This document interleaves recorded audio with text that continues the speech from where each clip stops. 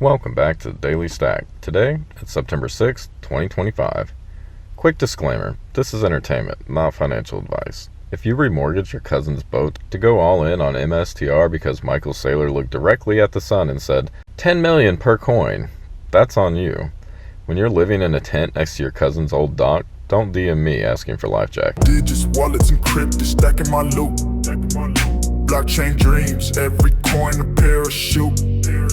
Ethereum dripping, pockets never dilute. The setup. Market's hot, but not for everyone. Alright, crypto fam, let's paint the picture.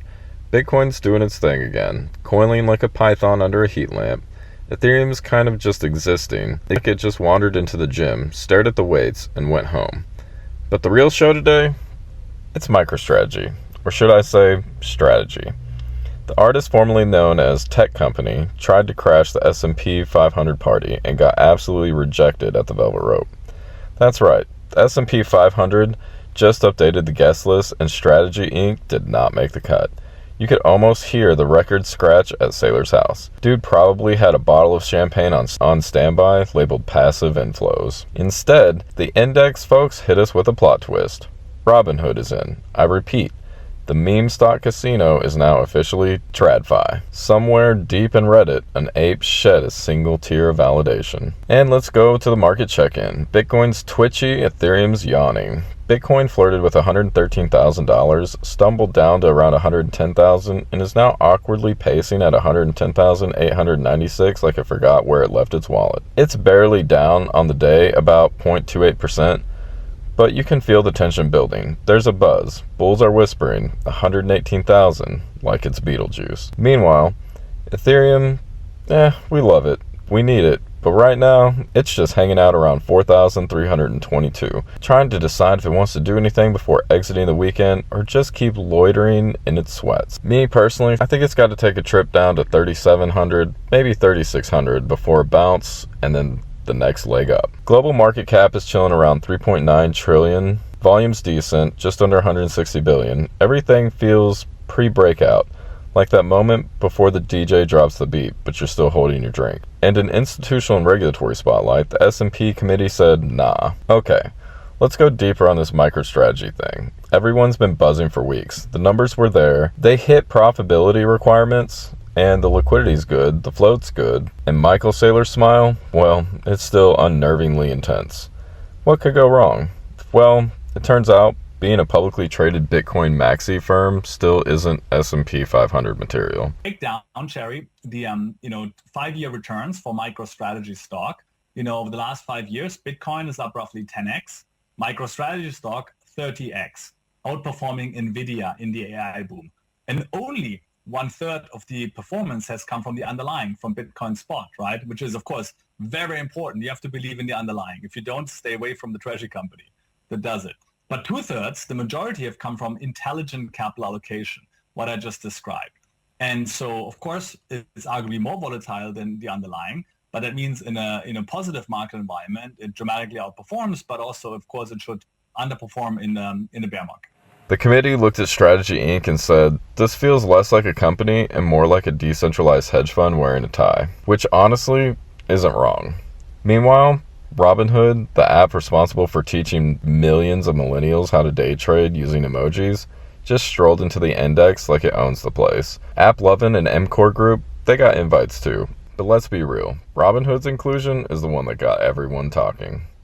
And the result, MicroStrategy stock dropped about 2 to 3% after hours. Not a rogue pull, but definitely a loud thud on the optimism scale. To add insult to injury, Bloomberg analysts estimated that Strategy's inclusion could have pulled in around 16 billion in passive flows. That's a lot of ETF money that just stayed on the sidelines because the committee had vibes, just not the right ones. And with on-chain signals, deleted text, and Asian Bitcoin chests. Now, if you thought that was wild, wait for this one. The SEC just admitted they accidentally deleted a whole year of Gary Gensler's text messages. Just poof, gone. Apparently, it was due to an automated retention policy, which is a fancy way of saying our system said yoink and nobody noticed. Somewhere in those texts were probably the phrase, let's delay the ETH ETF again. But we'll never know now. Thanks, automation. Also, halfway across the world, Taiwan's Sora Ventures just went Giga Brain mode. They announced a $1 billion Bitcoin treasury fund to support Asia-based companies that want to stack sats like it's their national duty. So while the US plays bureaucratic whack-a-mole, Asia's going full gigastack. This is as macro as it gets, and it's just beginning. Bitcoin's momentum, $112,000 wasn't a fluke. Let's get back to price for a second. Bitcoin didn't just knock on a $112,000 door, it kicked open for a minute, it hit $112,400, marking its highest point in a week before pulling back. That move had some serious conviction. Traders are eyeing $118,000 like it's next on the hit list. If that level breaks clean, it could go full up only real fast. Of course, the US job reports dropping next week could be the catalyst that decides everything. Weak jobs, Fed cuts rates back on the table. Rate cuts, liquidity party. Liquidity party, Bitcoin starts twerking. Keep your eyes peeled. And the Interwatch. Stripe just went layer 1. No big deal. So here's something you probably didn't expect to hear today. Stripe. Yep, that Stripe. The payments company just casually launched its own layer 1 blockchain. It's called Tempo. And it wasn't just a white paper. This thing is live-ish. It has partners, it has pipes. It's a real contender in the L1 wars. Ethereum, Solana, Aptos, make room. There's a new back-end baller in town and it accepts credit cards. This might be the start of TradFi's on-chain merger or just another chain that ends up getting forked into oblivion. Either way, spicy. And that brings us to the tip of the day. The index is a club, not a calculator. Let's talk alpha. You can run the numbers all you want. You can check the boxes. Positive earnings? Check. Float? Check. Market cap? Check. But at the end of the day, getting into the S&P 500 is like trying to get into Burgain. It's not about your resume. It's about the vibe. Strategy might have done everything right on paper, but the committee didn't want to add a company that treats its balance sheet like a hardware wallet. You remember that inclusion was inevitable? Eventually, some Bitcoin-centric company is going to break into the S&P, and when that happens, an ETF and pension flows will be biblical.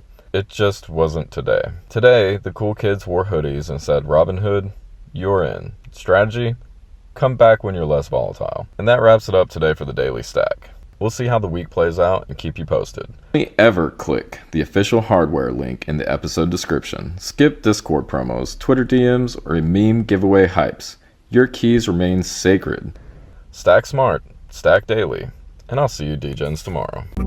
Haters stuck in fiat, they obsolete pursuits, flipping tokens, my grind in the loop. Bear market cold, but I got a thermal suit. Riding the waves, tsunami of revenue. Charts looking wavy, portfolios absolute.